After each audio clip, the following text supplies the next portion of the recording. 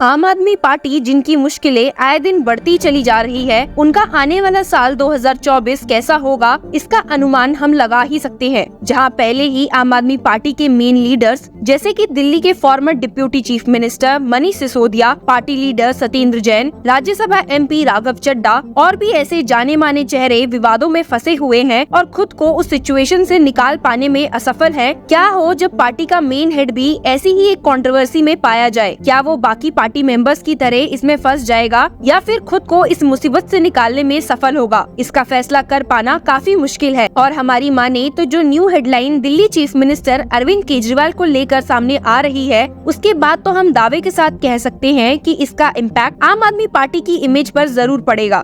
आप तो जानते ही हैं कि दिल्ली के फॉर्मर डिप्टी चीफ मिनिस्टर और आम आदमी पार्टी लीडर मनीष सिसोदिया को CBI ने लिकर पॉलिसी स्कैम में एक्यूज पाते हुए अरेस्ट कर लिया था और साथ ही ED ने भी इसमें इन्वेस्टिगेट करते हुए उन्हें मनी लॉन्ड्रिंग चार्जेस के अंडर बुक कर लिया था। लाख कोशिशें करने के बाद बेल ना मिलने पर अब मनीष सिसोदिया जेल में बंद है। पर हैरानी की बात तब हुई जब सुप्रीम कोर्ट में उनकी बेल प्ली हियरिंग के दौरान ये सवाल उठाए गए कि केस में आम आदमी पार्टी को बेनिफिशियरी क्यों नहीं बनाया गया। बस यहाँ सुप्रीम कोर्ट जजेस ने ये सवाल उठाया और वहाँ ASG SV राजू ने अगली सुनवाई पर ये ऐलान कर दिया कि वो आम आदमी पार्टी को भी केस में एक्यूज्ड बनाना चाहते हैं। वैसे तो सुप्रीम कोर्ट जजेस भी उनकी इस स्टेटमेंट से काफी हैरान थे और देखना चाहते थे कि किस तरह इन्वेस्टिगेटिंग एजेंसीज इस चीज को संभव कर पाती है। तो इन्वेस्टिगेटिंग एजेंसीज के इस कार्रवाई के चलते उन्होंने दिल्ली के चीफ मिनिस्टर अरविंद केजरीवाल को समन्स इशू किए हैं। पर क्या वो अपेयर हुए? केजरीवाल ने इस बार ऐसा क्या किया है जिससे सभी हैरान है? आपको बता दूं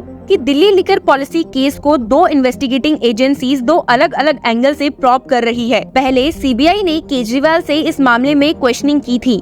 वहीं ED ने एलिज किया है कि आम आदमी पार्टी ने ₹100 करोड़ के किकबैक्स रिसीव किए हैं to finalize the Delhi excise policy and that a chunk of this were used by the party in its Goa elections campaign. उनका मानना है कि ये एलिज्ड किकबैक्स साउथ ग्रुप से रिसीव किए गए हैं and were transferred to former Aam Aadmi Party communications in charge Vijay Nair with the help of accused Abhishek Boinpally and Dinesh Arora। ED की एक चार्जशीट के अकॉर्डिंग अरोड़ा ने फिर Rajesh Joshi of chariot productions media private limited को assist किया to use these funds इन आम आदमी parties Goa पोल campaign.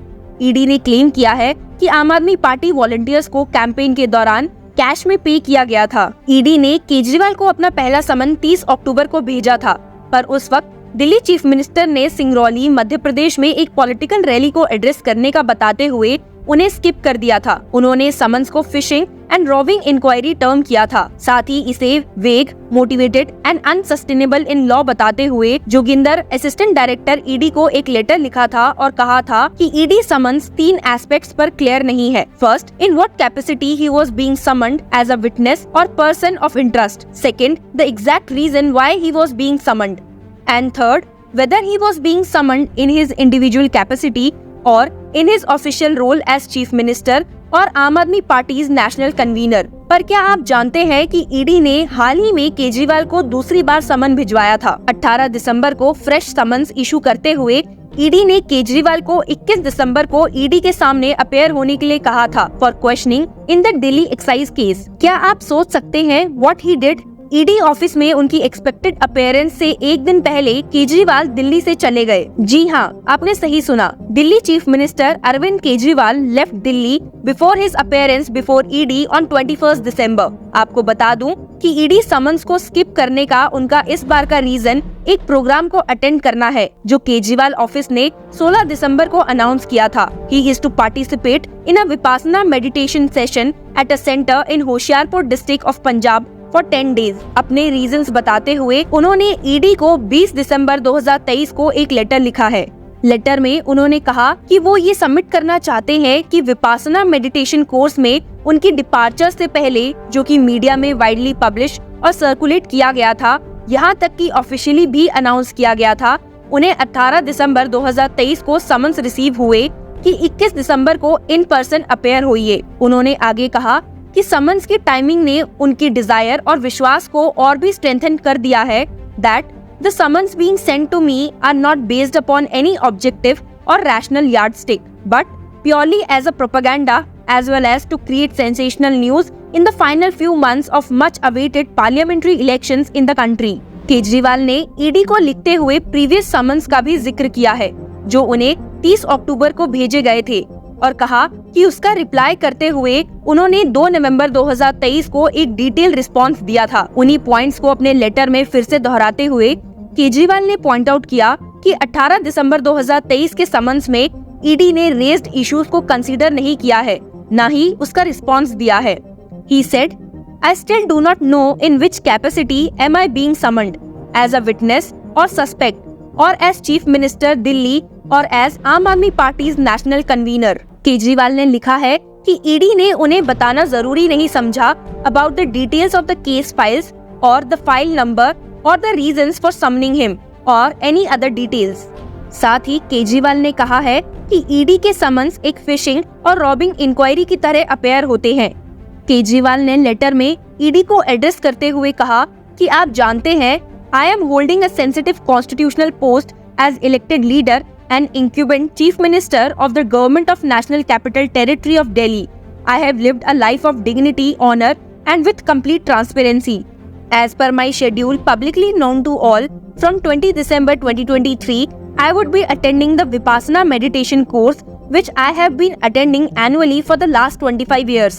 Delhi chief minister Kejriwal के विपासना मेडिटेशन सेशन में डिपार्चर के बाद 21 दिसंबर को चीफ मिनिस्टर ऑफिस ने इस लेटर का रेफरेंस देते हुए स्टेट किया है, I am ready to accept every legal summons. This ED summons is also illegal like the previous summons. ED summons is politically motivated and should be withdrawn. I have lived my life with honesty and transparency and I have nothing to hide. सिर्फ chief minister office से ही नहीं, fellow Aam Aadmi party leader and Delhi minister Atishi ने भी BJP led centre पर issued summons पर attack launch करते हुए कहा है कि saffron party central probe agencies का यूज करती है to intimidate and silence leaders of the opposition और आम आदमी पार्टी ईडी और सीबीआई के ऐसे थ्रेट से बो डाउन नहीं करेंगे। She stated, it is clear that the BJP are scared of Aam Aadmi Party and the model of governance of our leader Arvind Kejriwal, which is why the leaders of our party are being thrown in jail one by one. The BJP are using agencies at their disposal to scare us. जहां एक और Aam Aadmi party leaders BJP को accuse कर रहे हैं, वहीं Delhi BJP spokesperson Harish Khurana का कहना है that Arvind Kejriwal is avoiding ED summons on the pretext of attending Vipassana. It shows that Kejriwal does not have respect for the law of the land. Kejriwal should not play a victim card when the law takes a coercive action against him in future. The ED wants to question him because he seems to be the mastermind behind the entire excise scam. यहाँ तक कि BJP के संबित पात्रा ने भी केजरीवाल की जमकर बुराई की है। इसी के साथ उन्होंने इंडिया अलायंस को भी लपेटे में लिया है। उन्होंने कहा है कि केजरीवाल जेल में भी विपासना कर सकते हैं। बीजेपी का मानना है कि इंडिया अलायंस में सिर्फ एक बॉन्ड है और वो बॉन्ड है of corruption. Delhi chief minister Kejriwal के इस मूव के बाद ये तो तय है कि बीजेपी और आम आदमी पार्टी के बीच एक बड़ी क्लैश देखने को मिल सकती है। इसके अलावा ईडी के 2 बार समन्स को अवॉइड करने के बाद केजरीवाल पर इसका क्या एडवर्स इफेक्ट होगा, ये भी देखना अभी बाकी है। तो क्या केजरीवाल इस मुसीबत से निकल पाएंगे या वो भी अपने पार्टी के बाकी मिनिस्टर्स की तरह कोर्ट कचहरी और जेल के चक्कर काटेंगे? ये सब कुछ हमें आने वाले वक्त में पता चल ही जाएगा। But for more updates stay tuned to Law chakra.